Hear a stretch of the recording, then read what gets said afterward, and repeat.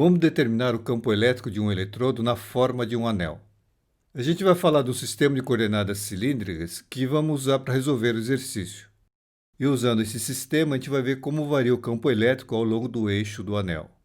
Esse exercício ele necessita de uma certa visão espacial de vetores. Isso vai ser facilitado por uma série de desenhos que nós vamos fazer para montar a resolução do problema. E no final, a gente vai fazer uma análise bem cuidadosa do resultado. A gente vai poder ver como fica a configuração das linhas de campo em um anel carregado. Ok? Vamos lá. Campo elétrico do anel carregado. Determine o campo elétrico em um ponto P localizado no eixo de um anel de raio R com densidade linear de cargas lambda igual a lambda zero, sendo lambda zero uma constante. O desenho do enunciado é esse aqui. Vamos ver a solução. A gente vai usar sistema de coordenadas cilíndricas, mas antes vamos relembrar desse sistema de coordenadas. Coordenadas cilíndricas. Considere um ponto P no plano XY e imagine agora um cilindro passando por ele. Um cilindro com seu eixo no eixo Z. No sistema de coordenadas cilíndricas, esse ponto P é dado pelas coordenadas R, θ, Z. Algumas vezes se usa o ρ ao invés do R, mas aqui a gente vai usar só o R. Sempre as coordenadas R, θ, Z, nessa sequência. Veja que é uma composição de coordenadas polares, que é feita no plano, adicionada de mais uma coordenada axial. Então, R é a distância do ponto ao eixo Z, o θ, o ângulo que esse R vai fazer com o eixo X, e Z, a mesma coordenada que a gente usava no sistema de coordenadas cartesianas.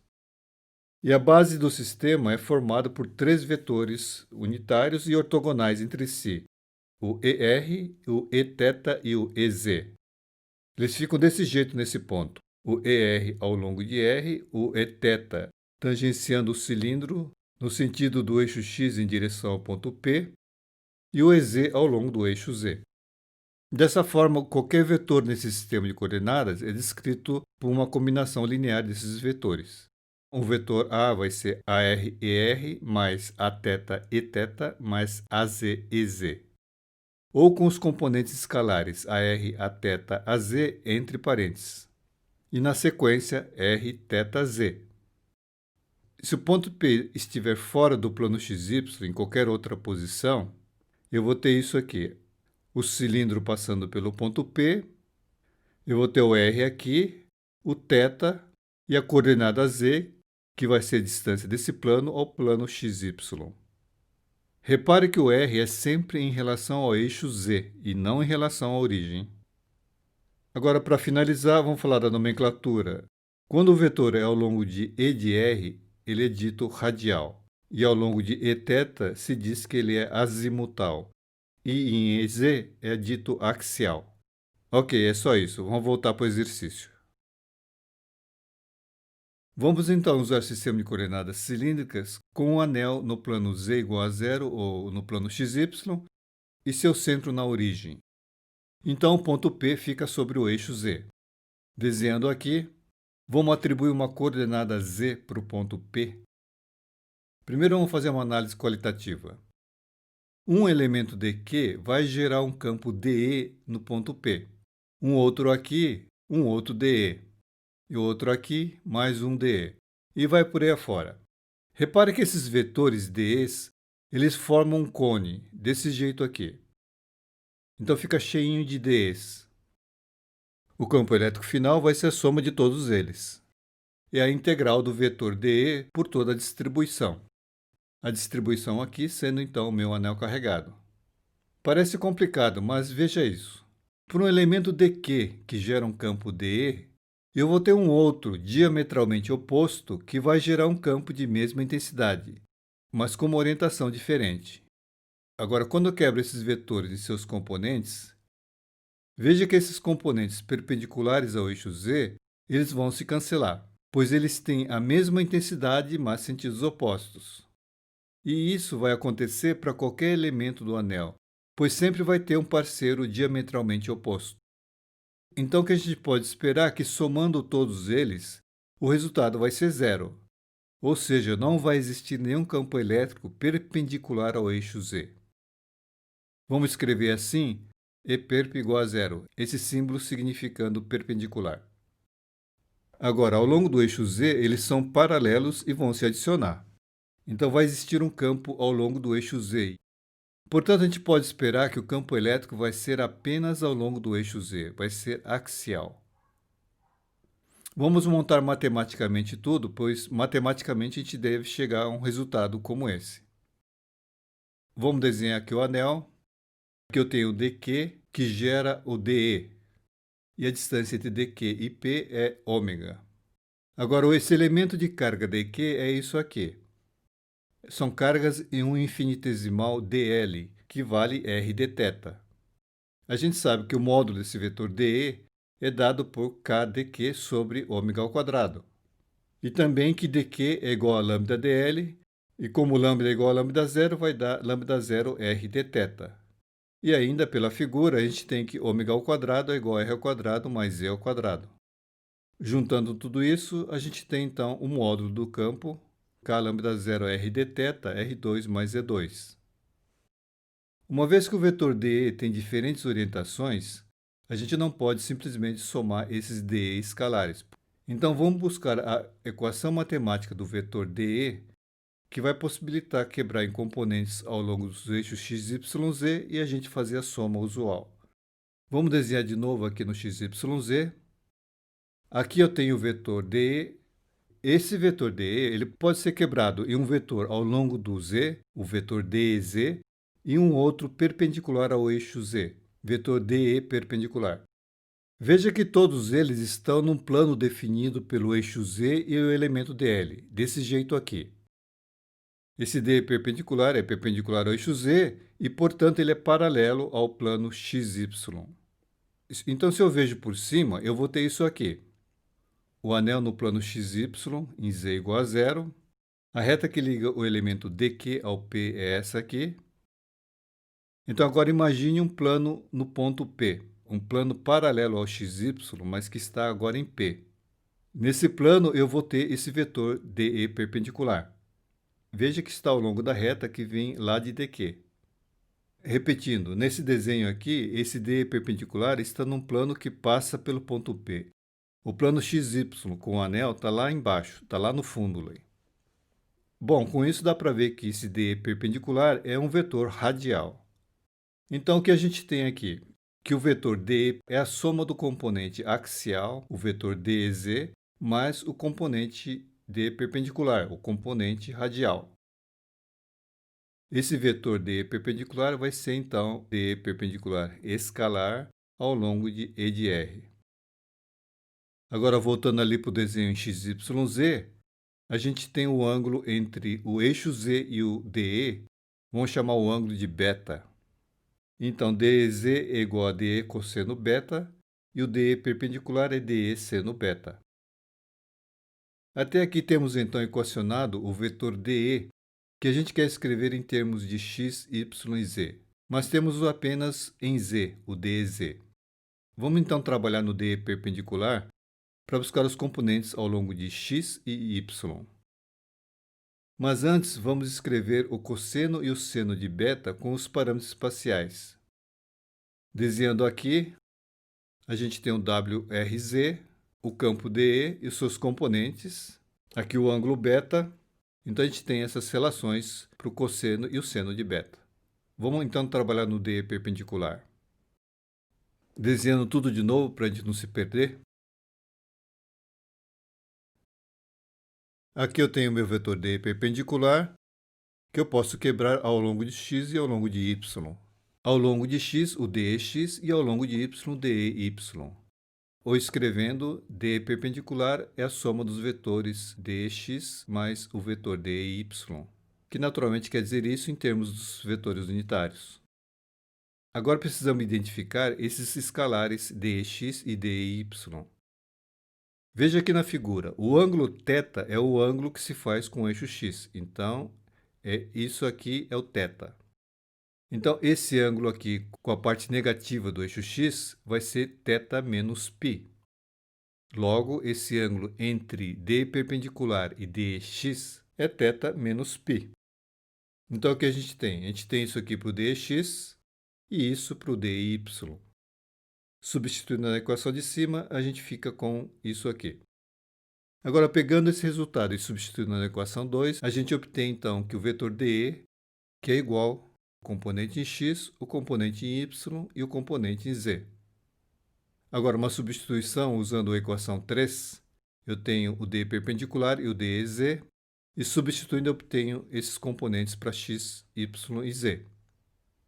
Vamos escrever de uma forma mais compacta, com DE apenas DX, EX, mais DY, EY, mais DZ, EZ. Sendo que o DX vai ser isso, o DY isso e DZ isso aqui. Esse é o vetor infinitesimal DE, escrito agora com seus componentes ao longo do x, y e z. Com ele, a gente vai poder então calcular o campo final no ponto P, que vai ter essa forma EX mais EY mais EZ, sendo o EX a integral do dEx sobre toda a distribuição, que vai ficar desse jeito. Substituindo o dE, vai aparecer o dθ. E para pegar toda a distribuição, o θ vai ter que variar de 0 a 2π. Quando eu vario o θ, o z, o lambda zero e o ângulo beta, eles não vão variar. Portanto, eles são constantes e ficam fora da integral. Então, isso é a forma final, a equação 8. O EY vai ser a integração de dy sobre toda a distribuição. A gente vai ter a mesma coisa.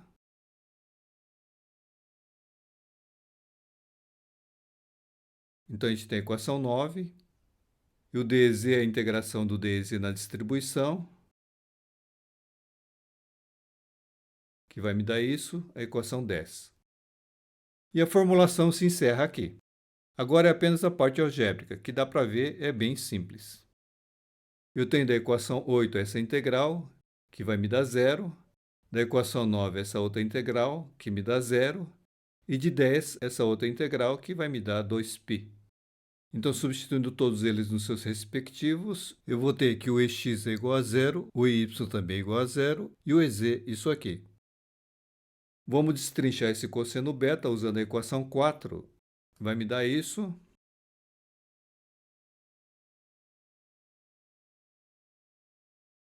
E o EZ fica desse jeito aqui.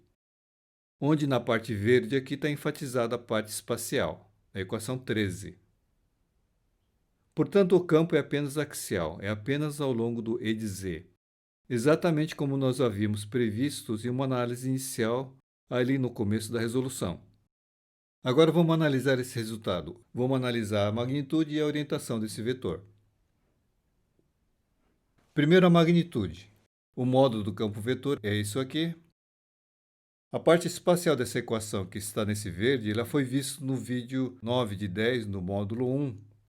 É um exercício sobre o campo elétrico de duas cargas iguais.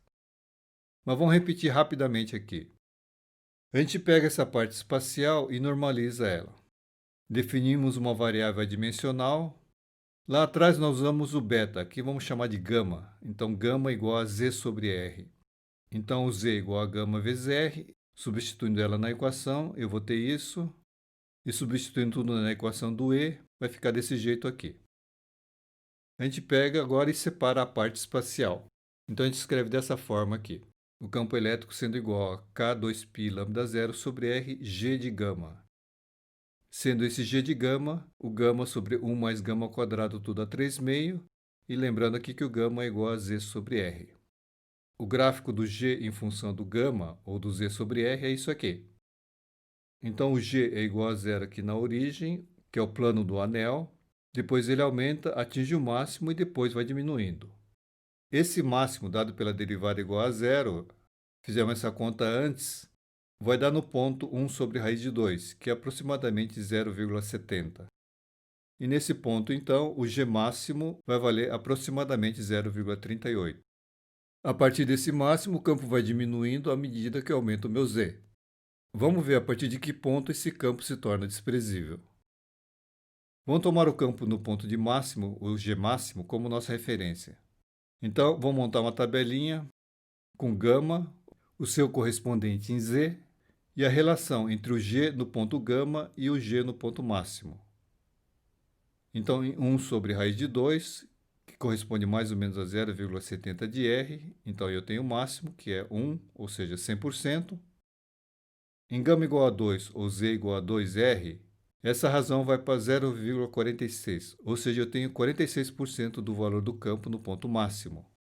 Em gama igual a 4, eu vou ter 15%, e em gama igual a 6, eu vou ter 7%. Então, nesse ponto, o campo vale 7% do campo máximo gerado pelo anel. Vamos desenhar aqui só para ilustrar. Aqui eu tenho um anel em corte e os pontos distantes um do outro de 2R, que é o diâmetro do anel. Aqui em 70% do raio, o campo é máximo. E quando Z é igual ao diâmetro, ele fica em 46% desse máximo. Em 2 vezes o diâmetro vai para 15% e em 3 vezes o diâmetro vai para 7%. Então, a partir de aproximadamente esse ponto, a intensidade é desprezível. Agora vamos ver a orientação. Aqui eu tenho de novo a equação do campo elétrico. Então, no gráfico de módulo em relação ao eixo Z, ele dá positivo para Z positivo e dá negativo para o Z negativo. Então, em Z positivo, o campo E e o EZ eles são paralelos, e no Z negativo eles são antiparalelos. Vamos desenhar aqui esses vetores. Então, é 0 no plano do anel, vai aumentando, atinge o máximo e depois vai diminuindo. E mesma coisa ali para o outro lado. Agora vamos esboçar as linhas de campo. A gente viu ali no vídeo 9 de 10 do módulo 1 que a configuração das linhas de campo de duas cargas iguais distantes entre elas de 2R é mais ou menos isso aqui. Nós vimos que existe um ponto onde esse campo é máximo, aqui na parte de cima e na parte de baixo, que era distante 0,70 de R, ou seja, 70% da meia distância entre as duas cargas. Agora, para o anel, a gente vai ter uma coisa parecida. Aqui eu tenho o anel, desenhando bem gordo para a gente poder ver. A gente vai desenhar num plano que passa pelo centro do anel. A gente vai ter uma configuração de linhas desse jeito e com pontos de máximo aqui na parte de cima e na parte de baixo. Agora, como nós vimos, o ponto de máximo está distante mais ou menos a 70% do raio do anel. Então, as linhas de campo são bem semelhantes do caso da carga pontual e do caso do anel. Bom, a gente encerra aqui. Vamos fazer um resumo. Obtivemos a fórmula do campo elétrico no eixo de um anel carregado, que para um ponto P distante Z do plano do anel é isso aqui, que a gente pode escrever ainda dessa forma, onde toda a parte espacial fica descrito pela função g em termos de uma distância relativa ao raio do anel. O que essa equação nos diz é tudo isso que foi visto aí na análise apresentada acima. Ok? É isso aí.